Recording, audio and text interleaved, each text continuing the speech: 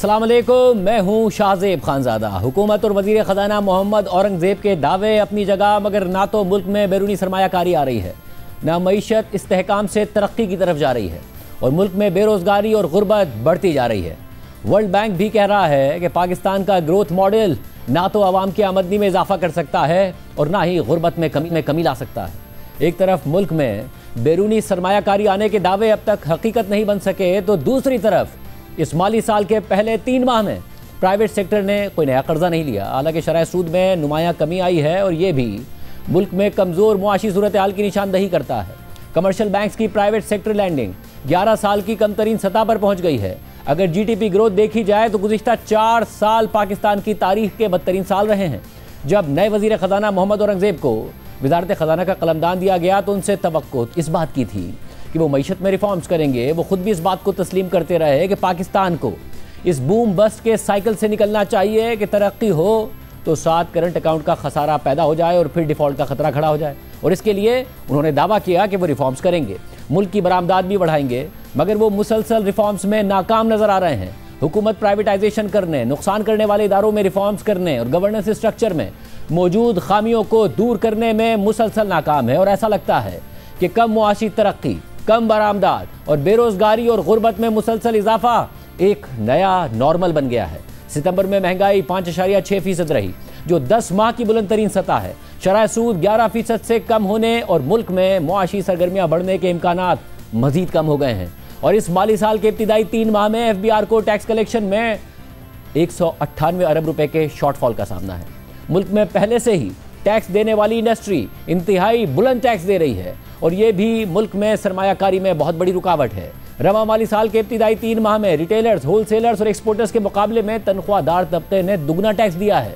मुल्क में investment to GDP ratio तारीख की कम तरीन सतह पर है, 15% से भी कम 13.7% पर है और मुल्क में बेरोजगारी मुसलसल बढ़ रही है। वर्ल्ड बैंक के मुताबिक पाकिस्तान 34% नौजवान आबादी बेरोजगार है, यानी 1.5 करोड़ नौजवान, और इन बेरोजगार नौजवानों की तादाद मुसलसल बढ़ रही है। पाकिस्तान के 34% बेरोजगार नौजवानों के मुकाबले में श्रीलंका में ये तादाद तकरीबन आधी यानी 18% है, इंडिया में 24% और बांग्लादेश में 30% है। गुज़िश्ता बरसों में पाकिस्तानी अवाम को 2 खतरात का एक साथ सामना करना पड़ा, यानी कम GDP ग्रोथ और बुलंद शरह महंगाई। माहिर मईशत डॉक्टर हफीज़ पाशा के मुताबिक पाकिस्तान में 75% अवाम एग्रीकल्चर, मैन्युफैक्चरिंग, कंस्ट्रक्शन और होलसेल और रिटेल के शोबों में रोजगार से वाबस्ता हैं। गुज़िश्ता 3 बरसों में होलसेल और रिटेल ट्रेड की औसत तरक्की -2%, कंस्ट्रक्शन सेक्टर की -1.6%, मैन्युफैक्चरिंग की -3%, जबकि ज़राअत की औसत तरक्की की शरह 3.1% रही। यानी सबसे ज़्यादा रोजगार देने वाले 4 में से 3 सेक्टर्स ने मनफी तरक्की दिखाई। 2023 के पॉपुलेशन और हाउसिंग सर्वे के मुताबिक मुल्क में 1 करोड़ 88 लाख लोग बेरोजगार हैं, यानी 22.1%, और ये मुल्क में बेरोजगारी की गुज़िश्ता 30 साल की बुलंद तरीन सतह है। 1998 में पाकिस्तान में बेरोजगारी 19.7% थी, जो 2017 में घटकर 9.7% हो गई, जबकि 2023 में बढ़कर 22.1% हो चुकी है। यानी सिर्फ 6 साल में मुल्क में बेरोजगारी में 12% का इजाफा हुआ।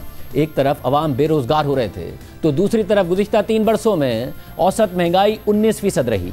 2022-23 में महंगाई 29.2%, 2023-24 में 23.4% और 2024-25 में 4.7%। यानी अवाम को बेरोजगारी और इंतहाई बुलंद महंगाई का एक साथ सामना करना पड़ा और जो लोग काम कर रहे थे उनकी भी कमर टूट गई, क्योंकि गुज़िश्ता 3 बरसों में मजबूरी महंगाई 50% से ज़्यादा रही, मगर मजदूरों की औसत आमदनी में सिर्फ 30% का इजाफा हुआ। यानी एक आम मजदूर की हकीकी आमदनी 2022 से लेकर आज तक 20% से ज़्यादा कम हो चुकी है, जिससे मुल्क में गुर्बत में बेपनाह इजाफा हुआ है। अब एक लम्हे के लिए सोचिए कि एक तरफ बेरोजगारी 30 साल की बुलंद तरीन सतह यानी 22% पर पहुँच गई, दूसरी तरफ कंस्ट्रक्शन और दीगर सर्विसेज सेक्टर से वाबस्ता आवाम की हकीकी आमदनी महंगाई की वजह से मजीद गिर गई, जिसकी वजह से गुर्बत की शरह बढ़कर 44% की इंतहाई बुलंद तरीन सतह पर रिपोर्ट की जा रही है। और इस गुर्बत से निपटने के लिए पाकिस्तान को तरक्की करने की ज़रूरत है, मगर वज़ीर ख़जाना मोहम्मद औरंगज़ेब ने खुद इस माली साल में तरक्की का टारगेट ही महज 4.2% रखा था, जो अब मजीद घटकर 3.5% कर दिया है। डॉक्टर हफीज़ पाशा के पाकिस्तान 4.2% का तरक्की का टारगेट भी हासिल कर लेता तो भी बेरोजगारी में 2.5% का इजाफा ही होता। इसलिए पाकिस्तान को कम से कम 5% तरक्की करने की ज़रूरत है। ताकि बेरोजगारी और गुर्बत में इजाफे को रोका जा सके, मगर इसके कोई आसार नजर नहीं आ रहे हैं। मुल्क का इन्वेस्टमेंट टू जीडीपी 13.7% है। प्राइवेट इन्वेस्टमेंट गिरकर 9% पर आ चुकी है, जो कि खित्ते के दीगर ममालिक से बहुत कम है। और यही वजह है कि वजीर ख़जाना मोहम्मद औरंगज़ेब के दावे अपनी जगह, मगर मुल्क में अगर तरक्की के आसार नजर आएंगे तो करंट अकाउंट खसारा एक बार फिर सर उठाएगा। अभी से सर उठा रहा है। मुल्क की बरामदात नहीं बढ़ रही है, मुल्क में सरमायाकारी नहीं हो रही है। दूसरी तरफ मुल्क में बैरूनी सरमायाकारी आने के दावे किए गए, मगर वहाँ भी कोई पेशरफ नहीं हो सकी है। इस माली साल में मुल्क में नई बैरूनी सरमायाकारी आने और मौजूदा कंपनी अपना मुनाफा दोबारा लगाने से ज़्यादा कंपनियाँ 24 करोड़ आवाम के इस मुल्क से मुनाफा बाहर ले जा रही हैं। कंपनियाँ अपनी मैन्युफैक्चरिंग पाकिस्तान में ख़त्म कर रही हैं। दोस्त अरब ममालिक की तरफ से अरबों डॉलर्स की सरमायाकारी आने के दावे ज़रूर सामने आए, मगर कोई बड़ी सरमायाकारी नहीं आई। और फिर यह खबर सामने आई कि घरेलू और दीगर इस्तेमाल की मसनूआत बनाने वाली कंपनी प्रॉक्टर एंड गैम्बल ने पाकिस्तान में अपनी मैन्युफैक्चरिंग और कमर्शियल सरगर्मियाँ बंद करने का ऐलान कर दिया और अब कंपनी कंज्यूमर्स को इस खित्ते में दीगर ऑपरेशंस के जरिए मसनूआत फराहम करेगी।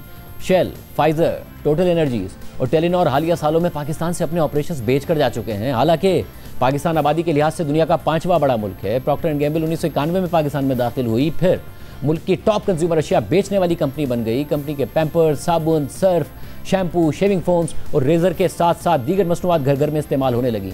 मगर अब इस वक्त पाकिस्तान में सरमायाकारी तो नहीं आ रही है, मुल्क से बाहर सरमायाकारी जा रही है, प्रॉफिट रिपैट्रिएशन हो रही है।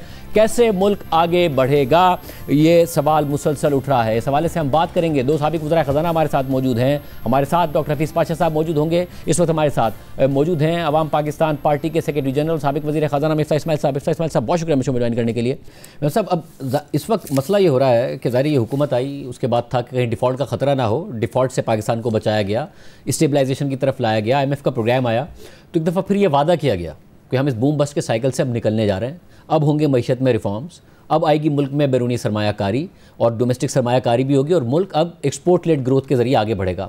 एक्सपोर्ट्स में उस तरीके का इजाफा हो नहीं रहा, बैरूनी सरमायाकारी आ नहीं रही, डोमेस्टिक इन्वेस्टर परेशान है। हम इस वक्त स्टेबलाइजेशन से निकल के ग्रोथ की तरफ जाते हुए बिल्कुल भी नहीं नज़र आ रहे हैं। क्या वजह है, कहाँ लैक कर रही है गवर्नमेंट? देखिए, स्टेबिलिटी तो आ गई, आपकी स्टेबिलिटी आ गई, इसमें कोई बहस नहीं है, ठीक है। ग्रोथ के लिए आपको कुछ रिफॉर्म्स करने थे, कुछ इस्लाहात करने थे। आपने जो भी स्टेबिलिटी लाए हैं, आपने सिर्फ 1 पैसे का हुकूमत का ख़र्चा कम नहीं किया है। 1 पैसे का आपने अपना ना सूबे का ना वफाक का आपने अखराजात कम किए, आपने सिर्फ टैक्स बढ़ाए। तो आपने लोगों की डिमांड ख़त्म कर दी है। लोगों के पास जो पैसे होते जिससे वो इन्वेस्ट करते, पैसे वो लगाते कहीं पे ख़र्च करते, वो पैसे तो आपने ले लिए। जब 61% टैक्स होगा आपकी कंपनियों के ऊपर, 40% नौकरी पेशा लोगों के ऊपर, तो कहाँ से पैसे होंगे लोगों के पास? तो आपकी इन्वेस्टमेंट नहीं आ रही पाकिस्तान में, ना ग्रोथ आ रही है, अनएम्प्लॉयमेंट बढ़ रही है। ये मसला है क्योंकि हुकूमत ने रिफॉर्म्स नहीं किए। नहीं, मगर जो बैरूनी सरमायाकारी है, 24 करोड़ का मुल्क है, कुछ कंपनियाँ बंद करके गई, मगर दोस्त ममालिक से सरमायाकारी का बहुत कहा गया, वो क्यों नहीं मटीरियलाइज हो रही है? कहाँ लैक कर रहा है? इतनी बड़ी कंज्यूमर मार्केट है पाकिस्तान। मार्केट कंज्यूमर बहुत बड़ी है, लेकिन जो कंज्यूमर कंपनीज थी, दुनिया की सबसे बड़ी consumer company Procter and Gamble आपको छोड़ के जा रही है, माइक्रोसॉफ्ट चले गई, एल्का नोबल जा रही है, रफान मेज़ थी, वो CDC कॉरपोरेशन ऑफ अमेरिका की कंपनी थी, वो सब जा रहे हैं। एक तो ये है कि आप को पैसे ले जाना बहुत मुश्किल है यहाँ पे। पाकिस्तान के अंदर अगर कोई सऊदी अरब से या UAE से इन्वेस्ट करते हैं ज़्यादा पैसे, तो उनको ये भी डर है कि यार हमको वक्त पे पैसे वापस ले जाने देंगे, प्रॉफिट रिपेट्रिएशन होगा कि नहीं, क्योंकि हम इन हादसों से निकलें। नंबर 2 कि 61% टैक्स में हम क्या कमा लेंगे? क्या पाकिस्तान के अंदर कोई चीज़ की मरात है? क्या बिजली इधर सस्ती है? नहीं। आपकी पूरे कोई मुल्क उठा लें, उससे महंगी बिजली पाकिस्तान की है। कोई मुल्क उठा लें, उससे ज़्यादा टैक्स है। कोई मुल्क उठा लें, उससे ज़्यादा गैस है। गैस की मिसाल मैं आपको दे रहा हूँ कि इनको LNG मिलती है $8 के नीचे, ये बेच रहे हैं इस वक्त इंडस्ट्री को 4500 रुपये की, 4200 रुपये की। मतलब ये पागलपना है ना। सो अगर आपकी हुकूमत इतनी इनफिशेंट हो और उसके बाद आप 1 पैसे का रिफॉर्म ना करें, तो उसका बोझ आवाम पे पड़ता है, तो ये बोझ पड़ रहा है। मगर इसमें सब में जब बार बार कहा गया कि अगर कोई बाहर से वज़ीर ख़ज़ाना आए तो चीज़ें बेहतर हों, प्राइवेट सेक्टर से आए मोहम्मद औरंगज़ेब साहब, इन्होंने बड़े वादे किए कि जब बूम बस्ट साइकिल से निकालेंगे, तो कहाँ डायरेक्शन कहाँ मिस हो रही है कि जब एक दफ़ा स्टेबलाइजेशन आ गई, प्रेशर्स हट गए, फोकस यही क्यों नज़र आता है कि बस IMF से अगली किस्त लेनी है और उसी के लिए काम करना है? उससे आगे का फोकस क्या वजह है? फाइनेंस मिनिस्ट्री में जाके क्या हो जाता है इंसान? नहीं, कुछ भी नहीं हो जाता। देखें, 2-3 चीज़ें करनी चाहिए थी जो नहीं की हैं। नंबर 1, NFC के अंदर आपको सुबह के शेयर्स रिड्यूस करने हैं, और उसके बाद ये नहीं है कि वफाक के अखराजात बढ़ा दिए जाएँ। आपने पिछले 3 सालों में कहीं पर वफाक के अखराजात कम नहीं किए। हुकूमत वादे करती रही कि हम पेंशन रिफॉर्म्स करेंगे, नहीं किया। हुकूमत वादे करती रही हम राइट साइजिंग करेंगे, जिसका मतलब है हुकूमत को छोटा करेंगे, नहीं किया। हर जगह आपकी हुकूमत की साइज़ बढ़ रही है, सूबों की हुकूमतों की साइज़ बढ़ रही है। ना आप निचकारी कर रहे हैं, ना आप हुकूमत की साइज़ को छोटा कर रहे हैं, ना आप अखराजात कम कर रहे हैं। आपके खसारे हैं और खसारे कम करने के लिए आप टैक्स बढ़ा रहे हैं। तो कहाँ से ग्रोथ आएगी? आपने ग्रोथ लेके आनी है, आप NFC अवार्ड चेंज करें। आपने ग्रोथ लेके आनी है, आप निचकारी करें, आप बिजली सस्ती करें। बिजली की पूरी अक्सर हमारी पॉलिसी गलत है, गैस की पूरी पॉलिसी गलत है। आपने उस हिसाब से प्राइसिंग करी हुई है कि एज एफ पाकिस्तान में शॉर्टेज हो बिजली की। पाकिस्तान में तो एक्सेस बिजली है। तो इधर आपने वही स्ट्रक्चर है प्राइसिंग का जो आपका 2012 में इंडस्ट्री को ग्रिड पे लाना था, वो क्या हुआ? मटेरियलाइज हुआ? नहीं हुआ। वो तो कभी होना ही नहीं था। और मुझ जैसे लोगों ने, ये जो हमारे हुकूमत के करता धरता है, उनको कहा था कि ये नहीं होगा। आपने गैस महंगी कर दी, गैस अनवायबल कर दी लोगों के लिए, लेकिन कोई बिजली पे गया नहीं। आपकी इस वक्त बिजली 40 रुपए की लेस से बेच रहे हैं, 39 रुपए की बेच रहे हैं इंडस्ट्री को। यहाँ पे आप अगर कराची में या सिंध में विंड लगा लें तो आपको 15 और 14 रुपए का विंड पड़ता है। पंजाब में आप विंड नहीं लगा सकते क्योंकि इतनी विंड नहीं होती। आप सोलर लगा लें, आपको 16-17 रुपए का सोलर पड़ता है। अगर आप बायोमास लगा लें तो आपको 20-22 रुपए में पंजाब में, 23-24 रुपए में कराची में पड़ जाएगा। आप क्यों जाएंगे ग्रिड पे? ना ग्रिड रिलायबल है और ग्रिड महंगा है। पॉलिसी रिवर्सल्स होते हैं। हमको आज भी नहीं पता कि ये पॉलिसी जो अब इन्होंने गैस की करी है, जिससे कि SSGC को नुकसान हो रहा है, SNGPL को नुकसान हो रहा है, वो रहेगी कि नहीं? मेरा नहीं ख्याल है कि ये पॉलिसी भी चल सकेगी। और तो 22% से 11% पर शरह सूद आई। अब जो सितंबर का नंबर आया, 10 माह की इन्फ्लेशन बुलंद तरीन है, 5-6%। और अब खतरात पैदा हो रहे हैं, फ्लड्स भी आए कि शॉर्टेजेस की वजह से अब इन्फ्लेशन दोबारा राइजिंग ट्रेंड पे जाएगी। तो अब ये तवक्को ना की जाए कि 11% से नीचे इंटरेस्ट रेट्स आते, कुछ प्राइवेट सेक्टर ऑफटेक होता है, क्योंकि 11% में भी प्राइवेट सेक्टर ऑफटेक में इजाफा ही नहीं हो रहा है, उल्टा रिटायर होने। देखिए, एक तो ये है कि आप बैंकों के ऊपर जितना भी इल्ज़ाम धर लें कि वो नफ़े कर रहे हैं और हुकूमत को बोरो कर रहे हैं, तो हुकूमत की एक एपेटाइट इतनी बड़ी है कि सारे पैसे आपको हुकूमत को देने पड़ते हैं। नंबर 2, इंटरेस्ट रेट्स आपने कम किए हैं, लेकिन आपका जो इन्फ्लेशन रेट है, आपने खुद कहा 6% है। 6% अगर इन्फ्लेशन रेट है, इसका मतलब है कि रियल इंटरेस्ट रेट जो है 5% कम से कम प्लस 2% ऊपर कायबोर के लगते हैं। तो 7% में आपको नहीं प्राइवेट सेक्टर को वारे में आ रहा। इस पाकिस्तान के अंदर जहाँ पे इंटरेस्ट रेट को छोड़ दें अगर आप, जहाँ पे टैक्स रेट्स इतने महंगे हों, बिजली इतनी महंगी हो, मुझे नहीं समझ में आता। मैं बिजनेसमैन भी हूँ, मुझे नहीं समझ आता कि आज किस इंडस्ट्री को नफ़ा हो रहा है। एक्सपोर्ट्स कम, स्लो नहीं बढ़ रहे, एक्सपोर्ट कम हो रहे हैं। पिछले साल के इस क्वार्टर से पाकिस्तान में इस साल के इस क्वार्टर में एक्सपोर्ट्स कम हुए हैं। हम दुनिया में कंपैरेटिव नहीं रहे। हमको बड़ा अच्छा चांस मिला हिंदुस्तान से। ड्यूटी पाकिस्तान की बहुत बढ़ गई है, हिंदुस्तान की बहुत कम है। हमको बड़ा अच्छा चांस इस वक्त है कि दुनिया भर में तेल से जो है वो $60 का हो गया है। ये तेल $120 का था जब मैं वज़ीर था, मिसाल के तौर पे। आपको इतना सस्ता तेल मिल रहा है, कमोडिटीज सस्ती हुई हैं। थोड़े से रैशनल फैसले कर लें, थोड़े से बहादुर फैसले कर लें, थोड़े से सियासत से बालातर होकर फैसले कर लें, मुल्क तो चल जाएगा। मसला क्या है? इसमें जब अब बात करते हैं डेटा की, उसमें PBS वर्सेस स्टेट बैंक का जो मामला है, अब ज़ाहिर स्टेट बैंक जो फाइनल पेमेंट के हिसाब से हो रहा होता है, अब $5.9 अरब और $5 अरब। ऐसा लग रहा था कि एक बहुत बड़ा करंट अकाउंट डेफिसिट आएगा सितंबर के महीने में, बट सरप्लस आ गया क्योंकि बहुत $1 अरब का डेटा का फर्क है। $11 अरब का वैसे कहा जाता है। कहते हैं IMF ने भी सवाल उठाया। ये क्या मसला क्या है एग्जैक्टली? आप खुद फाइनेंस मिनिस्ट्री में रहे।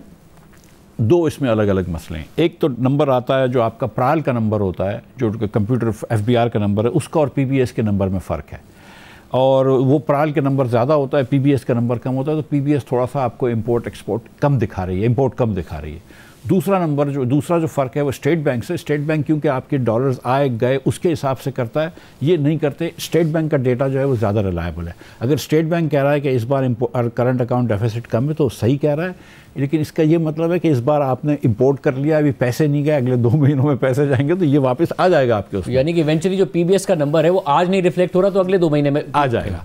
जो PBS का डेटा गलत होता है उसकी 2 वजूहत हैं। एक तो ये है कि वो जो आसान एक्सप्लेनेशन है और शायद सही भी है और इनएक्यूरेट एक्सप्लेनेशन है, वही कि इनकी क्वेरी गलत थी। ये PBS वाले जब डेटा उठाते थे प्राल से तो वो 2017 से उन्होंने चेंज नहीं किया कंप्यूटर क्वेरी, तो उसमें वो EFS नहीं डालते थे। लेकिन दूसरा ये कि EFS में चोरी भी बहुत हुई है। जो EFS वो होता है कि लोग एक्सपोर्ट फैसिलिटेशन स्कीम में ले आते हैं अपने पास रख, लेकिन उसकी बरामद नहीं करते, उसको लोकल मार्केट में बेच देते हैं। तो दोनों इसके अंदर आंसर शामिल हैं। अगर इवेंचुअली रिफ्लेक्ट होना है तो इसका मतलब है कि इस वक्त करंट अकाउंट के जो खसारे के आसार हैं वो नुमायाँ होने लगे हैं, क्योंकि 2 महीने में हुआ, फिर तीसरे महीने में सरप्लस आ गया, बट आप कह रहे हैं कि जो $900 मिलियन का डिफरेंस आ रहा है यार, $1 अरब का, वो आगे आ जाएगा। तो इसका तो मतलब है कि हमें इस दफ़ा एक ऐसी सिचुएशन का सामना है जिसमें ग्रोथ 3-3.5% की और करंट अकाउंट सर उठा रहा है। तो इसमें तो ये ग्रोथ तो कम से कम थोड़ा सा पिकअप करेगा, करंट अकाउंट सर उठा रहा है। उसमें यही मसला है कि हम वो बूम बस्ट की तरफ नहीं जा रहे हैं, हम बस से बस्ट फिर ना चले जाएं। लेकिन ये बात दुरुस्त है आपकी कि अगर करंट अकाउंट अमूमन जब बढ़ता है करंट अकाउंट का खसारा, तो इसका मतलब है कि ग्रोथ यहाँ 5-6% हो जाती है। अभी तो शायद हम 3.5 पे भी नहीं है। पिछले 3 सालों की एवरेज जो है वो 2% से कम है। पाकिस्तान की जो पर कैपिटा जीडीपी है वो 3 साल से कम हो रही है। जो हाउसिंग सर्वे के हिसाब से जो अनएम्प्लॉयमेंट आई है वो 20% आई है। बहुत सारे मसाइल हैं, पावर्टी बहुत बढ़ चुकी है, नौकरी लोगों को नहीं मिल रही है। जब तक 5% ग्रोथ नहीं लाते, आप ये जो 20-25 लाख बच्चे हमारे लेबर फोर्स में आते हैं उनको एब्जॉर्ब नहीं कर सकते जब तक आप ग्रोथ नहीं लाएंगे। ये देखें, ये मुल्क पाकिस्तान 20 साल से हिंदुस्तान, बांग्लादेश वगैरह से पीछे चल रहा है, पीछे जा रहा है। मतलब हर साल वो ज़्यादा आगे निकल जाते हैं। हम 3 साल से अपने आप से पीछे जा रहे हैं, हम अपने आप से गरीब होते जा रहे हैं। ये सस्टेनेबल नहीं है। इसीलिए हुकूमत का कोई बयानिया भी नहीं बिकता कि ये सस्टेनेबल नहीं है। अब हुकूमत को चाहिए कि वो 2-4-6 जो बड़े काम हैं, NFC करना, पेंशन रिफॉर्म्स करना, थोड़ी सी डाउन साइजिंग करना और टैक्स रेट्स कम करना, वो कर दे। मेरे ख्याल से अगर सिर्फ इतनी चीज़ें कर दें आप, हुकूमत थोड़ी सी पीछे हट जाए ना, तो प्राइवेट सेक्टर संभाल लेगा। बहुत शुक्रिया साबिक़ वज़ीर ख़ज़ाना मिस्टर इस्माइल साहब को आपने सुनी। हमारे साथ एक और साबिक़ वज़ीर ख़ज़ाना डॉक्टर हफीज़ पाशा साहब मौजूद हैं। डॉक्टर साहब, बहुत शुक्रिया हमें शो में ज्वाइन करने के लिए। डॉक्टर साहब, आप भी बहुत दफ़ा लिख चुके हैं, पाकिस्तान में जितनी अनएम्प्लॉयमेंट बढ़ रही है उस पर आपने तफसील से लिखा है, पाकिस्तान में जितनी गुर्बत बढ़ रही है उस पर आपने तफसील से लिखा है। तमाम चीज़ों पर भी बात करेंगे, मगर उससे पहले अब इस बात का उम्मीद कर रही थी हुकूमत कि 4% ज़्यादा तरक्की होगी। हालांकि जो बैनुल-अक़वामी इदारे हैं वो फिर भी 4% की नहीं एक्सपेक्टेशन थी उनकी। अब तो फ्लड्स के बाद 3.5% हुकूमत कह रही है। आपके ख्याल में वो जो सिलसिला है जिसमें पाकिस्तान मुसलसल जो है बेरोज़गारी का सामना कर रहा है, उसी का तसलसल होगा ये माली साल भी? बिस्मिल्लाहिर्रहमानिर्रहीम। देखिए, अगर आप सैलाब का जो असर होता है माशी हालात पर, अगर आप 2022 का सैलाब देखें तो मुझे अफसोस से कहना पड़ता है कि उसके नतीजे में हमारा शरह-ए-नमू जो है वो मनफी हो गया था। अब देखना यह है कि इस साल किस हद तक नुकसानात हुए हैं, और मुझे इस बात का कुछ अफसोस है कि हुकूमत ने, प्रोविंशियल और फेडरल हुकूमत ने मिलकर अभी तक एक फ़ाइनल एस्टिमेट नहीं दिया है। हमें मुख्तलिफ एस्टिमेट्स आते रहते हैं, मगर फसलों पर कितना असर हुआ है, आपके घरों पर, इंफ्रास्ट्रक्चर पर वगैरह, ये सब जब आप मिला के देखेंगे तो हमारा जो अंदाज़ा है कि अगर पाकिस्तान का शरह-ए-नमू इस साल 2% तक रहता है तो वो मेरे ख्याल से अचीवेबल है। उससे ज़्यादा जब आप सैलाब के असरात लेंगे तो बड़ा मुश्किल लगता है। अच्छा, पर अगर सैलाब ना आते तो आपको लग रहा है कि 4.2% पाकिस्तान अचीव कर लेता है, आपको उस पर भी लग रहा था, खदशात थे? देखिए, बात यह है कि पाकिस्तान में जो सबसे बड़ा मसला जो लॉन्ग रन में है इस रहेगा कि हमारा इन्वेस्टमेंट लेवल जो है वो हद से ज़्यादा गिर चुका है। और ये आप सोचिए कि जो सबसे डायनामिक और तेज़ रफ्तार शोबा, सनती शोबा, उसमें इन्वेस्टमेंट का लेवल इस हद तक गिर चुका है कि 2025 में आपका इन्वेस्टमेंट लेवल 25 साल पहले के रियल लेवल से कम है। तो जब आपके यहाँ इन्वेस्टमेंट इस हद तक कम हो जाता है, खुदा न खास्ता और ना कम हो, तो उसके नतीजे में आपका शरह-ए-नमू मुतासिर होता है। इस वक्त पाकिस्तान की economy given the current trends बड़े मुश्किल से 3 से 3.5% की इकॉनमी है, जबकि बाकी हमारे करीब के मुल्क वगैरह जो हैं उन सब के शरह-ए-नमू 5 से 6% की रेंज में। मगर सब पाकिस्तान में माजी में ये मसला रहा कि बूम बस्ट साइकिल होता था, कि जैसे थोड़ी सी तरक्की आती थी तो साथ करंट अकाउंट खसारा आता था। अब पीबीएस के जो नंबर आए उसमें 5.9 अरब डॉलर की पाकिस्तान की इंपोर्ट्स थी, बट स्टेट बैंक का जो नंबर आया वो तकरीबन 900 मिलियन डॉलर्स कम है, जिसकी वजह से हमने सितंबर में करंट अकाउंट सरप्लस दे दिया, मगर 3 माह में फिर भी करंट अकाउंट डेफिसिट है 500 मिलियन डॉलर्स का। तो क्या इस दफ़ा ये हो रहा है कि करंट अकाउंट कहीं ना कहीं सर उठा रहा है, नंबर्स पर भी सवाल उठ रहा है, मगर ग्रोथ के आसार फिर भी नहीं नजर आ रहे? देखिए, अगर आप पिछले क्वार्टर यानी कि अप्रैल टू जुलाई के क्वार्टर से आप कंपैरिजन करें हमारे तिजारती खसारे का, तो पिछले क्वार्टर में सरप्लस था 177 मिलियन डॉलर, और अब वो गिर के तकरीबन 600 मिलियन डॉलर मनफी हो चुका है। तो काफ़ी नुमाया तौर पर इसमें अफसोस से कहना पड़ता है कि कुछ खराबी आई है। और अब आप सोचिए कि एक क्वार्टर में अगर 600 मिलियन डॉलर का डेफिसिट है, तो एवरेज ले लें आप तो रफली ये 2.4 अरब डॉलर तक पहुंच जाएगा, जबकि आईएमएफ के साथ आपका जो फॉर्मल टारगेट एग्रीमेंट है वो 1.5 यानी कि 1.5 अरब डॉलर का है। तो ऑलरेडी हम डिविएट करना शुरू हो गए हैं फ्रॉम द प्रोग्राम टारगेट्स। तो भाई साहब, अगर हम टारगेट से डेविएट कर रहे हैं, इंपोर्ट्स बढ़ना या करंट अकाउंट डेफिसिट का आना, वो भी ग्रोथ में क्यों नहीं उस तरीके से रिफ्लेक्ट हो रहा है कि कम से कम ग्रोथ का नंबर नजर आए?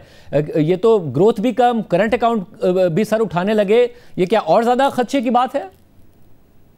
देखिए, बात ये है कि इसमें जो कमी आई है पिछले क्वार्टर के कंपैरिजन में, उसकी नुमाया वजह एक्सपोर्ट्स में तो इजाफा है अल्लाह के फजल से, खासतौर पे हमारे गुड्स के एक्सपोर्ट्स में, मगर जो कमी आई है जिस पर अभी तक कुछ जिक्र कम हुआ है कि पिछले quarter April to June quarter के कंपैरिजन में आपके रेमिटेंसेस जो हैं, जो वर्कर्स हमें भेजते हैं, जो बहुत अहम है और जिसकी वजह से पिछले साल हम सरप्लस में चले गए थे करंट अकाउंट में, उसमें पिछले क्वार्टर के कंपैरिजन में इस क्वार्टर जो ख़त्म हुआ है जुलाई टू सितंबर, उसमें 7% की कमी आई है, तकरीबन 700 मिलियन डॉलर।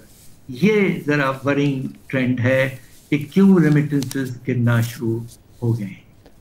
और ऐसी सूरत हाल में आपने जो मुख्तलिफ आर्टिकल्स लिखे, उसमें आपने पहले तो ये बताया कि पाकिस्तान में जो बेरोज़गारी है, क्योंकि 3 सालों में जो तरक्की की शरह है वो बहुत कम रही, और मुख्तलिफ सेक्टर्स भी आपने आइडेंटिफाई किए जो 75% पाकिस्तान में एम्प्लॉयमेंट देते हैं, जिसमें एग्रीकल्चर है, जिसमें होलसेल रिटेल है और कंस्ट्रक्शन है, कि उनमें जो परफॉर्मेंस थी उसके बाद बेरोज़गारी में बहुत इजाफा हुआ। तकरीबन जो बहुत बड़ी यूथ है वो अनएम्प्लॉयड है पाकिस्तान में, मगर साथ में क्योंकि महंगाई बहुत ज़्यादा थी तो उससे जो रोज़गार जिनके पास था उनकी भी रियल इनकम बुरी तरीके से मुतासिर हुई, और गुर्बत जो है वो फिर 42% पर पहुंचना, तो अवाम की मुश्किलात जारी रहेंगी इस तरीके से। देखिए, मुझे बेपनाह अफसोस से कहना पड़ता है कि पिछले 3 साल से जो हालात रहे हैं, खास तौर पे आपके इस पिछले सैलाब के बाद, तो नतीजा ये हुआ है कि तारीख के बुलंद लेवल पर खुदा न खास्ता बेरोजगारी का पैमाना 22% अनएम्प्लॉयमेंट रेट, और हमारे जो नौजवान हैं उसमें तकरीबन 1,50,00,000 नौजवान बिल्कुल कुछ नहीं कर रहे हैं, ना तो वो कोशिश कर रहे हैं नौकरी की, ना वो कहीं एजुकेशन सिस्टम में है, बिल्कुल ही आइडल, ये बिल्कुल बेकार से बैठे हुए हैं। ये इस तरह के आदाद शुमार मैंने तो पिछले काफ़ी सालों से पाकिस्तान पर रिसर्च किया है, ये ऐसे आदाद शुमार हमने कम देखे हैं पाकिस्तान की तारीख में, और ये इस लिहाज से बहुत परेशान हुए। मतलब, और आपने तो ये भी लिखा कि अगर इवन 4.2% जो हुकूमत ने टारगेट किया था, अगर तरक्की उतनी भी हो जाती तब भी तकरीबन 25 लाख लोगों के अनएम्प्लॉयमेंट में इजाफा होता, इसलिए हमें 5% से ऊपर जाना पड़ेगा, मगर अब वो 4.2% भी अचीव नहीं होगा तो अनएम्प्लॉयमेंट और गुर्बत में और इजाफा होगा। यही तो खुदा न खास्ता अफसोस की बात है। और आपने बहुत मुनासिब एक और बात भी कही कि जिन लोगों के पास रोजगार हैं उनकी आमदनी में इतना इजाफा नहीं हो रहा है, इसलिए कि डिमांड कम है। खासतौर पे जो सेक्टर अब मुतासिर बहुत हो रहा है वो कंस्ट्रक्शन सेक्टर, उसमें भी अब कमी आ रही है। तो लिहाजा अब ये सोचना है कि पाकिस्तान को इस खुदा न खास्ता इस दलदल से, जिससे बेशुमार हमारे ख़ानदान घराने मुतासिर हुए हैं, उनको किस तरह निकाला जाए। मेरी अपनी राय ये है कि एक वक्त हमारे इस वक्त के प्राइम मिनिस्टर साहब ने एक बहुत मुनासिब बात की थी कि चार्टर ऑफ द इकॉनमी एक पॉलिटिकल कंसेंसस के थ्रू तैयार होना चाहिए और उसको सख्ती से इम्प्लीमेंट करना चाहिए। मेरी नाचीज राय ये है कि वक्त आ गया है कि अब आप ये बिल्कुल फाइनलाइज करें।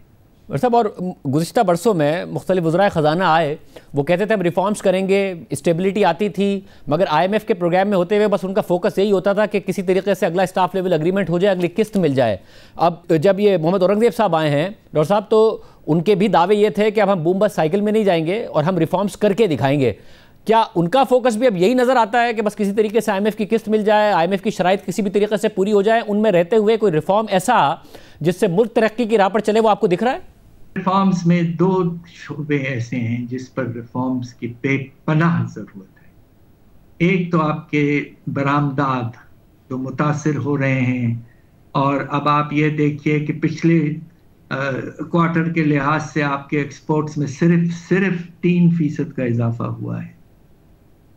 और अगर हमें अपनी फाइनेंशियल पोजीशन को मुस्तहकम करनी है तो हमारे एक्सपोर्ट्स में कम से कम 9 से 10% इजाफा सालाना होना चाहिए, जो इस सेंचुरी जो है इसके आगाज़ में हमने देखा था। पाकिस्तान के एक्सपोर्ट्स 2001 से 2008 तक सालाना 10% के रेट से बढ़ते रहे, और उसकी वजह क्या थी? वजह ये थी कि हमने अपने एक्सपोर्टर्स को बहुत इंसेंटिव्स दिए, उनको सपोर्ट किया। अभी ये पोजीशन यही पाकिस्तान में, अब आप हैरत होगी, जब हम हुकूमत में थे तो हमने 1% टैक्स, फिक्स टैक्स लगाया था एक्सपोर्टर्स पर।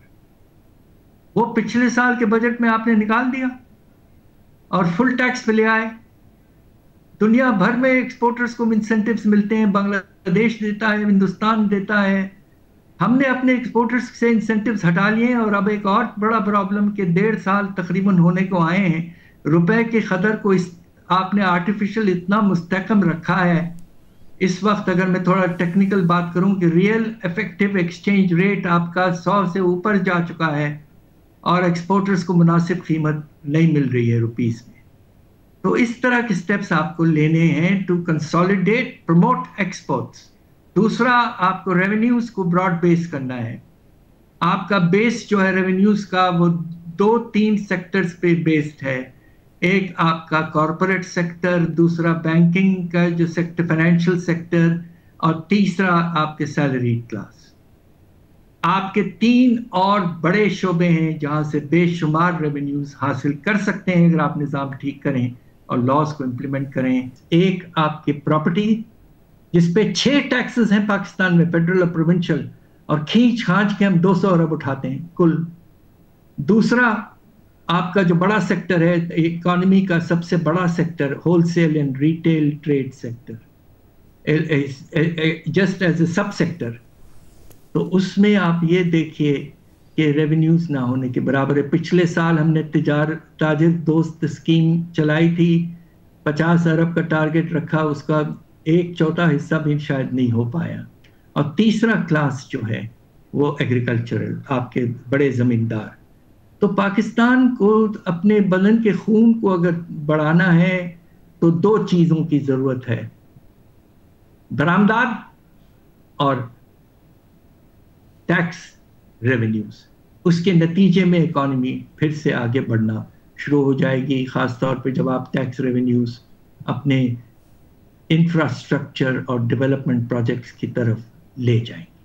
बहुत शुक्रिया डॉक्टर साहब की गुफ्तगू आपने सुनी। एक ब्रेक शामिल करते हैं, कुरान पर बात करेंगे एक ब्रेक के बाद।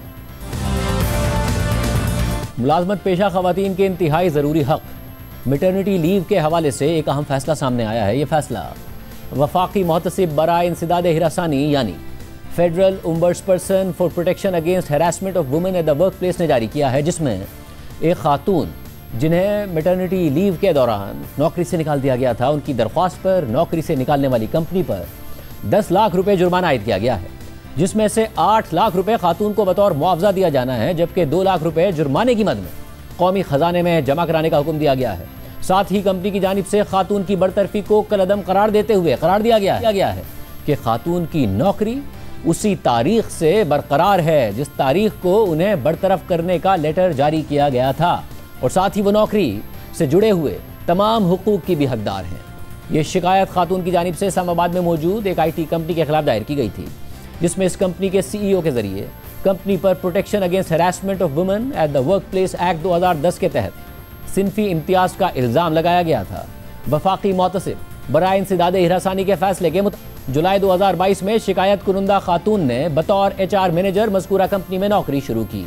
खातून ने मुल्जिम यानी कंपनी के CEO को अपनी मैटरनिटी लीव के बारे में आगाह किया, जो ड्यू प्रोसेस के बाद 8 मार्च 2024 को मंजूर कर ली गई, और ये छुट्टियाँ 14 मार्च 2024 से 14 जून 2024 तक के लिए दी गई थी। मगर जब खातून मैटरनिटी लीव पर थीं तो उन्हें 24 अप्रैल 2024 को टर्मिनेशन यानी नौकरी से बरतरफी का नोटिस मौसूल हो गया, और इस नोटिस में टर्मिनेशन की ये वजह बताई गई कि HR टीम में मसाइल की वजह से कंपनी उन्हें नौकरी पर बरकरार नहीं रख सकती। फैसले के मुताबिक खातून ने मैटरनिटी लीव के दौरान अपनी बरतरफी के खिलाफ 6 मई 2024 को मुल्जिम को एक कानूनी नोटिस भेजा। मज़कूरा पस मंज़र के तनाजुर में खातून ने federal ombudsperson for protection against harassment of women at the work place के सामने रिलीफ के लिए मौजूदा शिकायत दायर की और इस्तदा की है कि करार दिया जाए कि बरतरफी का यह ऑर्डर खातून के आइन में फराहम किए गए बुनियादी हुकूक की खिलाफ वर्जी और उनके मुनाफी है। साथ ही ये order protection against harassment of women at the work place act 2010 और तरमीमी एक्ट 2022 के तहत हिरासानी है।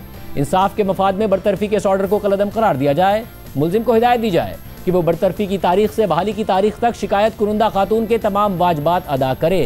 इंसाफ के मफाद में मुल्जिम को यह हिदायत भी दी जाए कि वो खातून को मुनासिब मुआवजा अदा करे, और साथ ही मौजूदा कानूनी कार्रवाई में आने वाले अखराजात भी खातून को अदा करे। जबकि मुल्जिम को यह हिदायत भी दी जाए कि वो मैटरनिटी से मुताल्लिक पॉलिसी में मुनासिब तरमीम करे और एक जामे पॉलिसी मुरत्तिब करे, ताकि मैटरनिटी से मुताल्लिक हर किस्म के इम्तियाज़ यानी डिस्क्रिमिनेशन का खात्मा हो और आइन के आर्टिकल 34 पर मुकम्मल अमल दरामद यकीनी बनाया जाए। इसके अलावा इंसाफ के मफाद में मुल्जिम पर यह पाबंदी लगाई जाए कि वो शिकायत कुनंदा खातून के खिलाफ किसी भी हिरासानी या धमकी आमेज अमल का इर्तिकाब ना करे।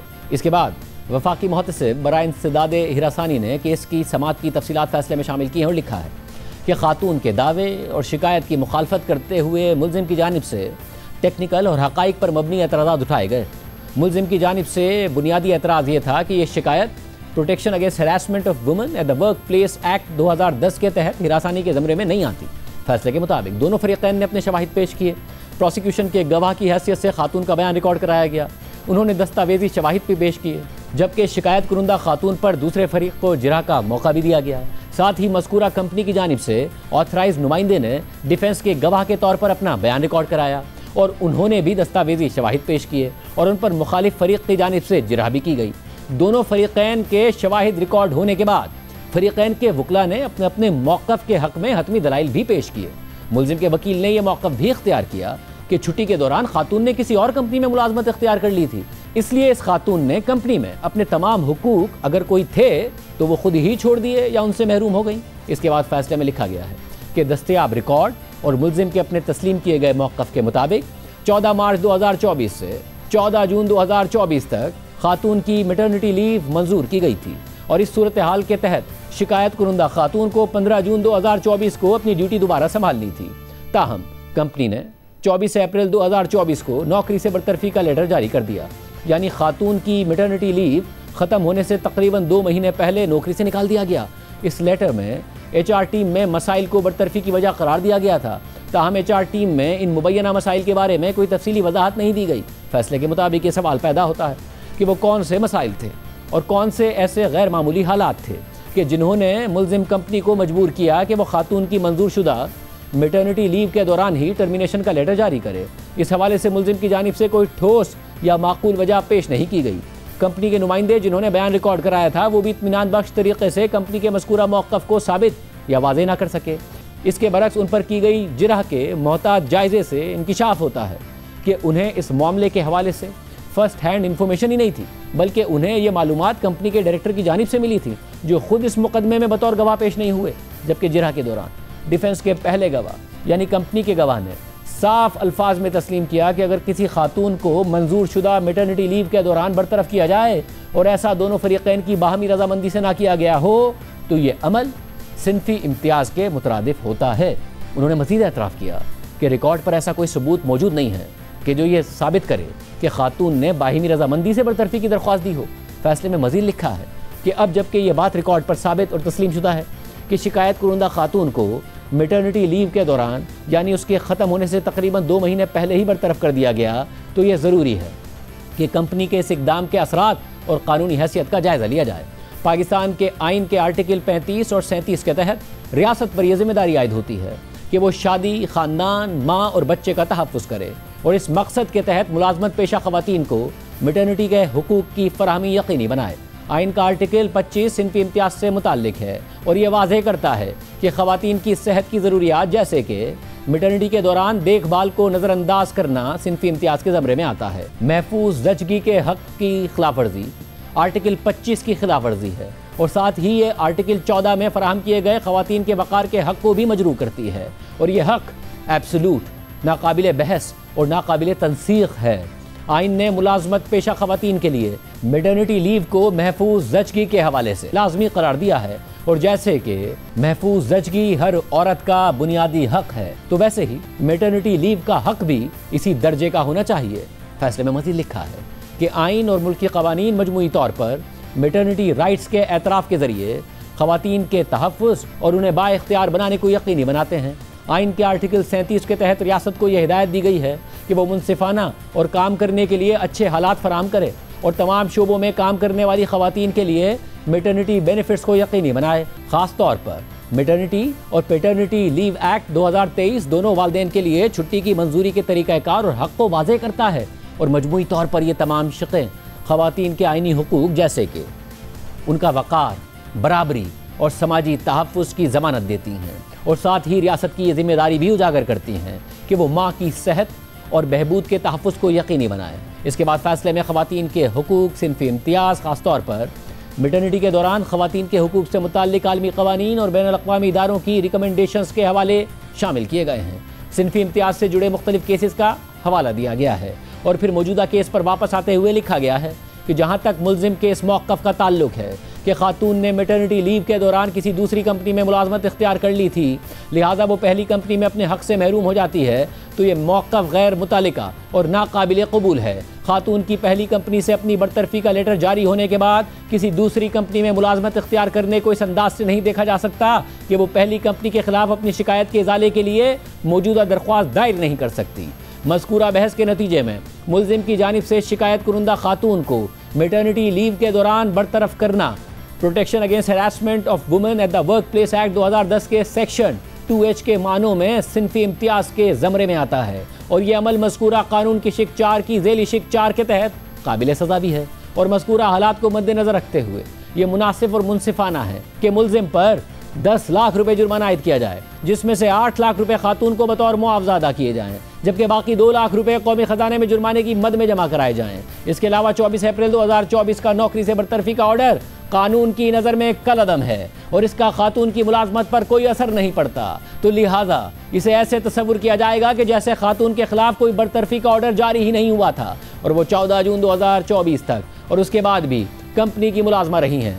खातून के सर्विस कॉन्ट्रैक्ट की टर्मिनेशन के लिए कंपनी पर लाजिम है कि वो कानूनी तरीक़ाकार और मुतल्लिका कवायद व ज़वाबित पर अमल करे। जब तक कि खातून को कानूनी तरीक़े से उसकी ज़िम्मेदारियों से सुबुकदोश नहीं कर दिया जाता, तब तक उसे कंपनी की मुलाजमत तस्वुर किया जाएगा और वो अपनी मुलाजमत से जुड़े हुए तमाम बेनिफिट्स की हकदार होंगी। फैसले में मज़ीद लिखा है कि फैसले का इख्तिताम करने से पहले ये मुनासिब है कि तमाम मुतल्लिका फ़रीक़ैन जिन पर protection against harassment of women at the work place act 2010 का इतलाक़ होता है, उनको ये याद दहानी कराई जाए कि वह ख़वातीन के बुनियादी हुकूक से मुताल्लिक़ आइनी दफ़ात पर सख्ती से अमल दरामद को यकीनी बनाएं और साथ ही बैनुल अक़वामी इदारों के साथ मुआहिदों के तहत आयद होने वाली जिम्मेदारियों को भी पूरा करें। इन उसूलों पर लेटर एंड स्पिरिट के तहत अमल करना ज़रूरी है ताकि ये ज़ाहिर हो कि हम एक महज़्ज़ब और ज़िम्मेदार मुआशरा हैं जो अपनी मुलाजमत पेशा ख़वातीन को एहतराम और वक़ार फराहम करता है और उन्हें एक खुशगवार, महफूज और साजगार माहौल में काम करने के मसावी मौक़े देता है। ऐसे में माहौल में तहफ़्फ़ुज़, सलामती, मुनसिफाना मुआवजा, मैटरनिटी और छुट्टी के हुकूक, वक़ार, इज़्ज़त नफ्स और दीगर मुआशी और समाजी हुकूक लाजमी तौर पर शामिल हैं, जबकि साथ ही इस माहौल में मुलाजमत की हिरारकी में जायज़ मकाम फराहम करना भी शामिल है। प्रोग्राम में एक ब्रेक शामिल करते हैं, उसके बाद एक और अहम खबर आपके सामने रखेंगे। अमेरिकी सदर ट्रंप बार बार पाकिस्तान और भारत के दरमियान सीज़ फायर का जिक्र कर रहे हैं। साथ ही ट्रंप ने रूसी तेल की खरीदारी के मामले पर भी वज़ीर आज़म मोदी पर दबाव डाल रखा है और वो बार बार दावा कर रहे हैं कि मोदी ने उन्हें रूसी तेल ना खरीदने की यकीन दहानी करा दी है। मगर भारतीय वज़ीर आज़म नरेंद्र मोदी सदर ट्रंप के बयानात पर कोई वाज़ेह जवाब नहीं दे पा रहे हैं और ट्रंप के इन्हीं बयानात और मोदी की खामोशी की वजह से उन्हें भारत में अपोजिशन की जानिब से सख्त तनकीद का सामना करना पड़ रहा है। कल व्हाइट हाउस में गुफ्तगू करते हुए सदर ट्रंप ने एक बार फिर कह दिया कि उन्होंने तिजारत के जरिए पाकिस्तान और भारत के दरमियान जंग खत्म करवाई। ट्रंप ने मजीद बताया कि उन्होंने मोदी से फ़ोन पर बात करते हुए उन्हें कहा कि पाकिस्तान के साथ अब जंग ना करें। I just spoke to your Prime Minister today. We had a great conversation. We talk about trade. We talk about a lot of things, but mostly the world of trade. He's very interested in that. Although we did talk a little while ago about let's have no wars with Pakistan, and I think the fact that trade was involved, I was able to talk about that. And we have no war with Pakistan and India, and that was a very, very good thing. But he's a great person, and he's become a great friend of mine over the years.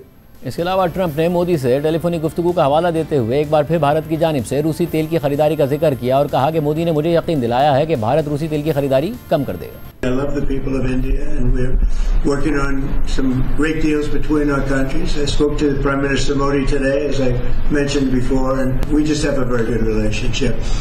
And he's not going to buy much oil from Russia.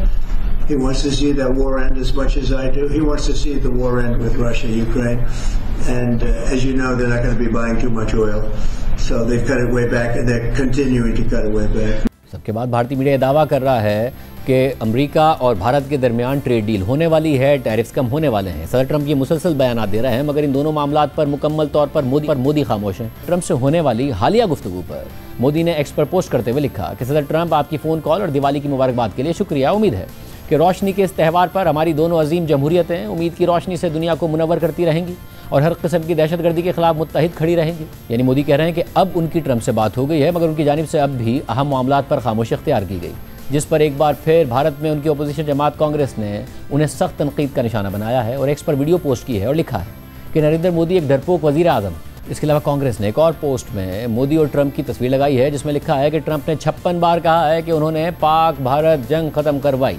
आम बात यह है कि सदर Trump दोबारा इक़्तिदार में आने के बाद ख़ुद को एक आलमी पीस मेकर के तौर पर पेश कर रहे हैं। वो बार बार ये दावा करते नजर आते हैं कि उन्होंने पाकिस्तान और भारत की जंग समेत दुनिया की 8 मुख्तलिफ जंगें ख़त्म करवाने में किरदार अदा किया है। ताहम ट्रंप को यूक्रेन और रूस के दरमियान तकरीबन 4 साल से जारी तवील जंग ख़त्म करवाने में कोई कामयाबी हासिल नहीं हो सकी है। हालांकि सदर बनने से पहले ट्रंप अपनी इंतखाबी मुहिम के दौरान बार बार ये दावा करते रहे कि अगर वो सदर बन गए तो सिर्फ 24 घंटों में रूस और यूक्रेन की जंग ख़त्म करवा देंगे। मगर सदारत संभालने के तकरीबन 10 माह बाद भी उन्हें इस हवाले से कोई खातिर ख्वाह कामयाबी नहीं मिल सकी है।